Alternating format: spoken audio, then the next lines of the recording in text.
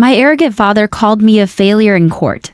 He had no idea I was actually the secret billionaire saving our farm. Before I tell you what actually happened, please like and subscribe to the channel and tell me in the comments where you're watching from. My name is Sarah Mitchell and I am 29 years old. As I sat in the witness box of the Fairfax County Circuit Court, the air smelled like old wood and cheap cologne, a scent that had permeated this building since it was constructed in 1974. I took a slow sip of metallic, lukewarm water from a plastic cup, feeling the weight of my father's gaze. My father, Robert Mitchell, stood before a jury of 9 people who had known him since before I was even born. He wasn't just a farmer. In his mind, he was the king of this county, the man who had run the local council for 3 decades. To him, I was nothing more than a ghost, a daughter who had run away to a generic office job in Washington, D.C. while my sister, Ashley, stayed behind to care for the family legacy. She has not worked a day since college,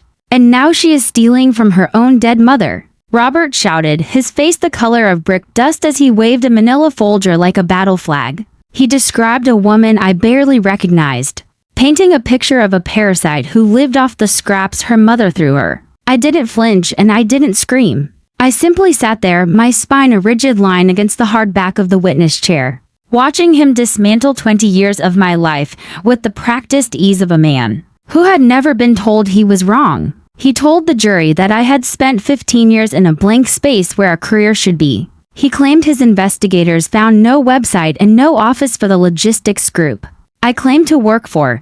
The truth was that I had spent those 15 years in the shadows, accepting their insults and their pity because the alternative was a breach of national security. I felt the silver phoenix pin pressing against my chest, a secret symbol of my true life at Langley. While my father was complaining about the price of feed at the local diner, I was sitting in windowless rooms making decisions that shifted the borders of nations. But Robert couldn't conceive of a world where a woman held more authority than the entire county council combined. He believed that a woman's success was measured only by how well she served a man's legacy. As he sneered at me from the courtroom floor, I realized that this trial wasn't about the money or the estate. It was about his desperate need for control. He couldn't control where I had gone, so he decided to rewrite where I had been. Validation gap is that hollow ache you feel when the people who raised you decide your worth is zero because they cannot see the power you hold. Back at our family farmhouse, my father had conducted a systematic cleansing of my existence.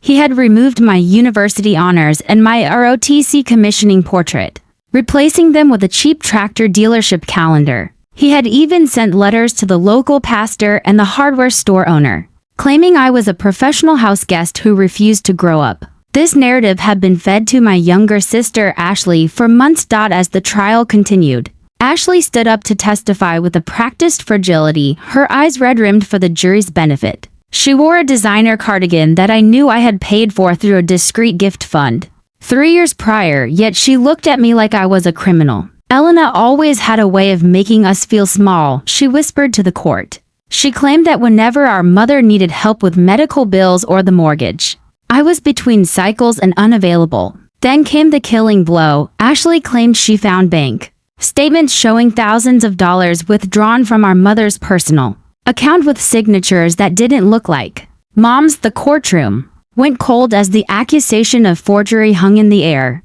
My father sat behind his lawyer, nodding solemnly, looking like a man who had already won his battle. They were accusing me of using my mother's dementia to fund a fictional high life in D.C. What Ashley didn't mention was that those thousands of dollars were actually reimbursements for the private nurses I had hired. Nurses my father refused to pay for because he didn't believe in strangers in the house. I watched my sister play the role of the martyr, realizing that the very secrecy I had maintained to protect them was now being used as a weapon to destroy me. They viewed my life as a blank balance sheet, never realizing that I had been the silent architect of their comfort. For over a decade, my father's attorney, Gerald Davis, approached me with a smirk, smelling of stale coffee and unearned confidence. Can you provide this court with a single verifiable piece of evidence that you have held gainful employment? He asked, mocking my mysterious office job. I told him that my clients valued discretion and that his lack of access to my records was his limitation, not my failure. My father let out a sharp, mocking laugh that echoed off the wood-paneled walls, calling me a glorified clerk. He had no idea that when the dairy farm's irrigation system failed in 2018, and he was staring at a six-figure loss, it wasn't a lucky break or a private grant that saved him. It was $136,000 of my combat pay, funneled through 3 shell companies I had set up so he wouldn't feel the shame of taking money from the daughter he had written off. I was the ghost in their bank accounts, the invisible hand keeping their world from collapsing. I had paid for Ashley's master's degree under the guise of an anonymous scholarship. I had funded experimental medical treatments for our mother when the insurance company folded. My mother had understood the nature of my work better than anyone, which is why she included the active employment clause in her trust, not to punish me, but to protect the assets from people like my father who would claim I wasn't contributing to society just because they couldn't see the results on the news. As the prosecution moved to enter Exhibit 12, a forensic report claiming my signatures were fraudulent, my attorney, Marcus Thorne, finally stood up. Marcus wasn't a local lawyer. He was a former JAG officer who wore a suit like armor. He didn't perform for the jury. He simply opened his briefcase and produced a single, heavy black envelope sealed with wax and embossed with the gold eagle of the Office of the Director of National Intelligence. He informed the court that because criminal fraud had been alleged, I had been granted a limited waiver under Title 10, Section 144 to introduce a verified statement of my service. The smirk on my father's face flickered like a dying light bulb. Judge Miller, a man who had been a colonel in the Marine Corps before taking the bench, stared at the silver phoenix pin on my lapel. He recognized it from briefing rooms in Baghdad and secure facilities in Virginia. He took the black envelope with slow, deliberate movements, using a silver letter opener while the courtroom fell into a heavy, numbing silence. Robert was breathing heavily, his face a mottled purple, while Ashley chewed her lip in sudden apprehension after reading the document twice. Judge Miller took off his glasses and looked at my father with the face of a commanding officer, rather than a local judge. Mr. Davis, Miller said, his voice echoing with terrifying weight. You have built a case on the premise that Sarah Mitchell is a ghost. I have before me a verified statement confirming she holds the rank of Senior Intelligence Service Level 4. He revealed that for the last 15 years, I had served as a director of operations for the CIA. The North Atlantic Logistics Group they had mocked was actually a Tier 1 cover designation, established by the Department of Defense. The blank spaces in my record weren't evidence of failure, they were evidence of excellence. The judge dismissed the complaint with prejudice and issued immediate sanctions against my father in the amount of $45,200 for the administrative burden placed on the government. Furthermore, he awarded me $50,000 in damages for defamation, to be paid directly from my father's personal share of the estate.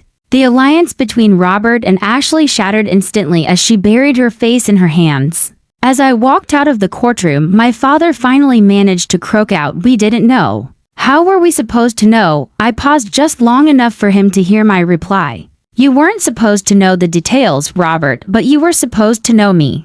I told him that the debt for the $136,000 that saved his farm was now officially settled. I walked out into the crisp air of the hallway, feeling the freedom I had earned 1,000 times over. For 15 years, I had shrunk myself to fit their narrative. But as I drove toward the sunrise over Langley, I realized I was no longer a ghost in my own story. I was the author, and the next chapter would be written in a language they would never understand. Never let other people's stories define your worth.